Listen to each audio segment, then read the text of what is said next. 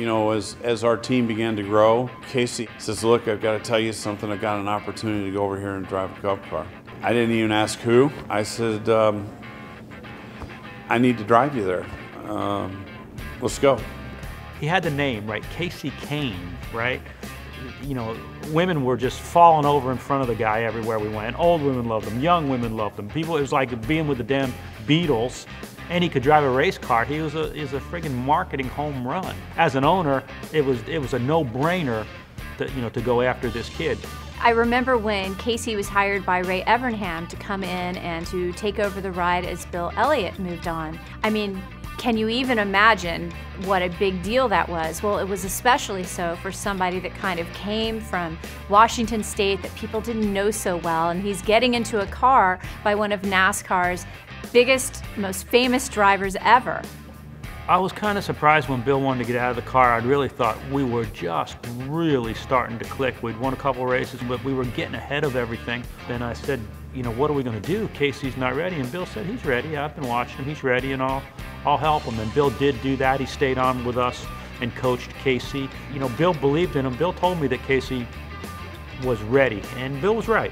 You know, Kasey was so honored by this, and it was such a big deal, and he was very fortunate because Bill was there with him and Bill was mentoring him, and Bill's fans were okay with Kasey coming in, but it was very interesting to see how you had somebody that a lot of people didn't know getting into a seat that was just vacated by the most popular driver in the series for up-teen times. I was by far the rookie who had no chance to do a whole lot, and that was how everything kind of came across. Not a lot of people were necessarily picking him to win Rookie of the Year, but there was this guy, Brian Vickers, who came in with a huge pedigree and had won a championship in the Busch Grand National Series, so he was the pick. And we went head-to-head in the Rookie of the Year battle, and Kasey did win it, which was, you know, for me a big deal because at that time I had my own team. And I've always said Rick Hendrick is one of my best friends, but he is not the person you want to compete against. He's everything you don't want in a competitor because he's going to find a way to beat you somehow. Here he was. It wasn't like he had a fluke good finish.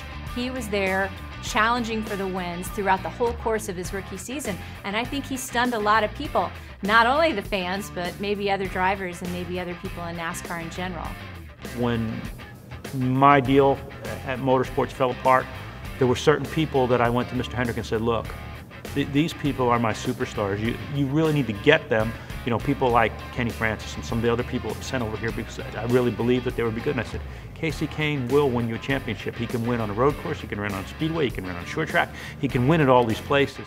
You know, here's a guy that grew up in the shadows of Mount Rainier in this small little town, and he's got a chance to race for Rick Hendrick and be teammates with Jeff Gordon, who was somebody that he idolized when he was coming up.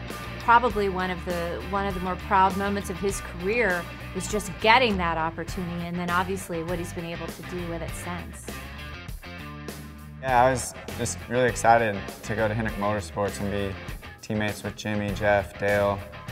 Be part of that company and what all it has to offer. It's an unbelievable place.